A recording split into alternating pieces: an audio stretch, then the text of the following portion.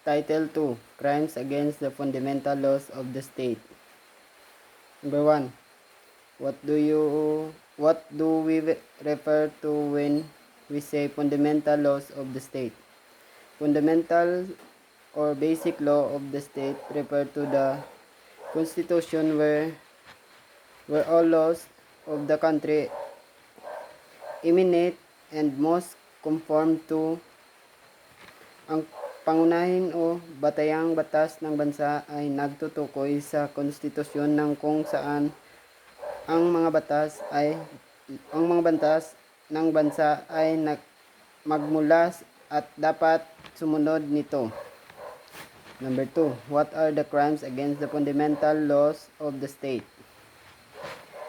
They are, number 1, arbitrary detention, Article 124, delay in the delivery of detained person to the proper judicial authorities, Article 125.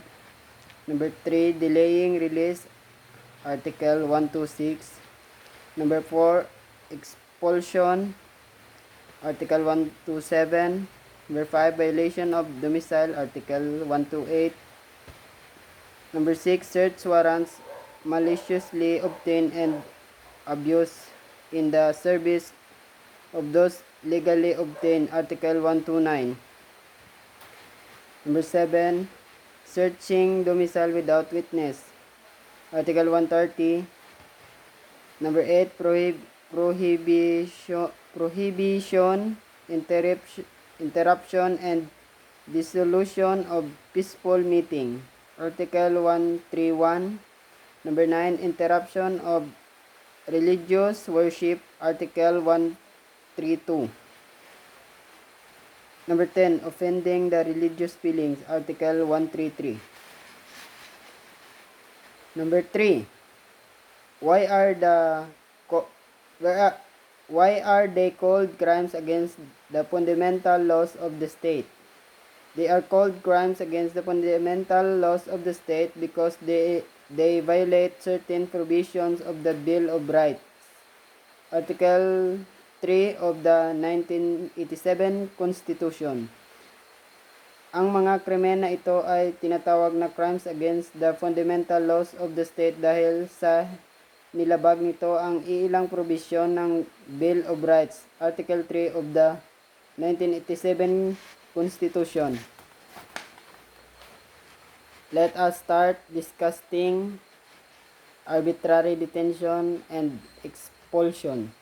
Number 4, what are the classes of arbitrary detention? Classes of arbitrary detention. Number 1, arbitrary detention by detaining a person without legal ground, Article 124. Number 2, delay in the delivery of detained persons to the proper judicial authorities, Article 125. Number 3, delaying release, Article 126. Article 124, arbitrary detention. Any public officer or employee who without legal grounds detains a person shall suffer, number 1, the penalty of arresto mayor in its maximum period to prison correctional in its minimum period if the detention has not exceed 3 days. Number 2, the penalty of prison correctional in its medium and maximum period if the detention has continued more than 3 but not more than 15 days.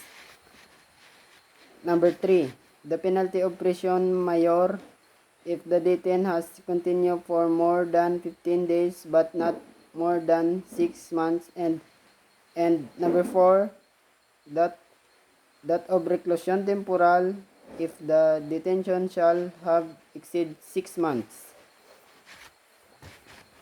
Number 5, what are the elements of arbitrary detention by detaining a person without legal grounds? Article 124, elements of arbitrary detention by detaining a person without legal grounds. Article 124. Number 1, The offender is a public officer or employee na ang may sala ay isang kawani ng gobyerno. Number 2, that he detains a person, na ikinulong niya ang isang tao. Number 3, that the detention is without legal grounds, na ang pagkulong ay walang legal na basihan. Number 6, who are the public officer or employees referred to in arbitrary detention by detaining a person without legal grounds? Article 124. The public officer liable for arbitrary detention must be vested with authority to detain or order the detention of person accused of a crime, but when they detain a person, they have no legal grounds. Therefore, ang mga kawani ng gobyerno ay mananagot sa arbitraryo detention ay kailangang pinagkalooban ng kapangyarihan magkulong o mag-utos ng pagpakulong ng mga tao inaakusa ng isang krimen, pero noong ikinulong nila ang isang tao, wala silang legal na basihan nito. Such public officer are the policeman and other agents of the law that the judge or mayors, a barangay captain, and a municipal councilor are public officer. Ang gayong mga kawani ng gobyerno ay mga pulis at ibang ahente ng batas, mga husgado o mga alkalde. Ang kapitan ng barangay at ang konsehal ng munisipyo ay mga kawani ng gobyerno. If the detention is perpetrated by other public officer, the crime committed may be illegal detention because they are acting in their private capacity.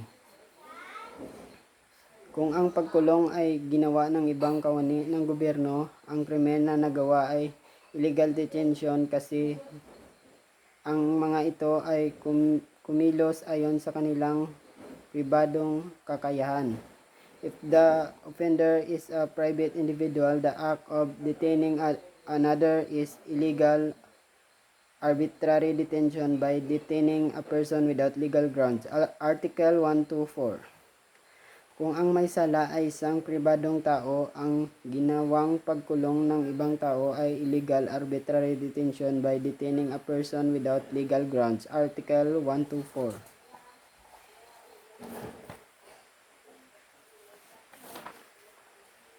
But private individuals who conspired with the public officers in detaining certain policemen are guilty of arbitrary detention. Kung ang mga pribadong mga tao ay nakipagsabuatan sa mga kawani ng gobyerno sa pagkulang sa iilang mga pulis, ay mananagot sa arbitrary detention.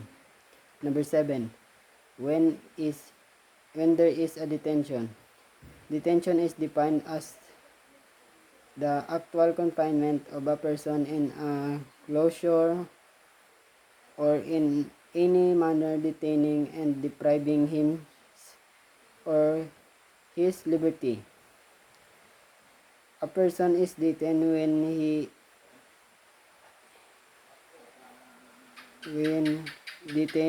he is placed in confinement or there is a restraint on his person.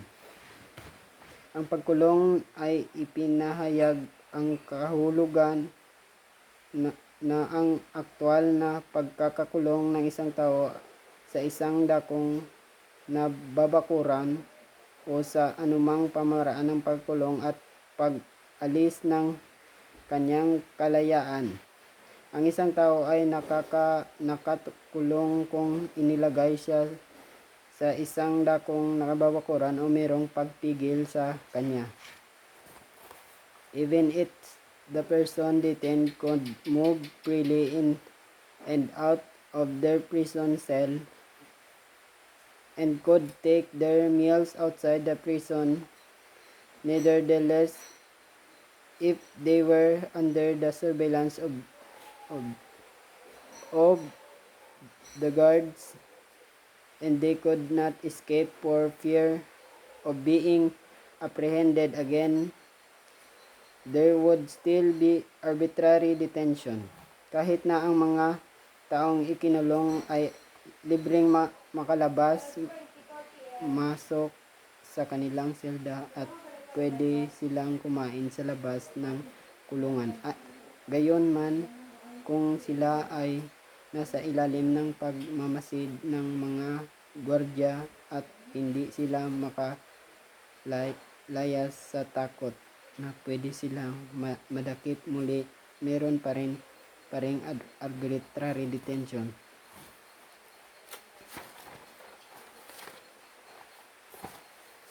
Number 8. What is the meaning of the phrase without legal grounds? The detention of a person is without legal grounds. Number 1. When he has not committed any crime, or at least there is no reasonable ground for suspicion that he has committed a crime. Or number 2, when he is not suffering from violent insanity or any other ailment requiring compulsory confinement in a hospital. Ang pagkakulong ng isang tao ay walang legal na basihan. Number 1, kung hindi siya gumawa ng anumang krimen o wala siyang makatarungang basihan para maghinala na siya ay gumawa ng krimen. O number 2, kung wala siyang ang kasiraan sa kaisipan ng mag-result ng sa kanyang pagiging marahas o anumang sakit na nangangailangan ng pilitang pagpapasok sa bahay pagamutan. Number 9. What are the legal grounds for the detention of any person?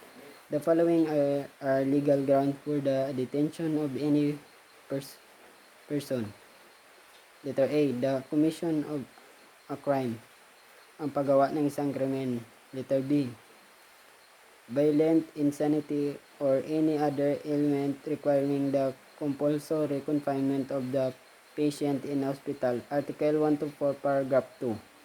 Kasiraan ng kaisipan ng magresulta sa pagiging marahas o anumang sakit na nangangailangan ng sapilitan pagpapasok ng pasyente sa bahay pagamutan. Number 10.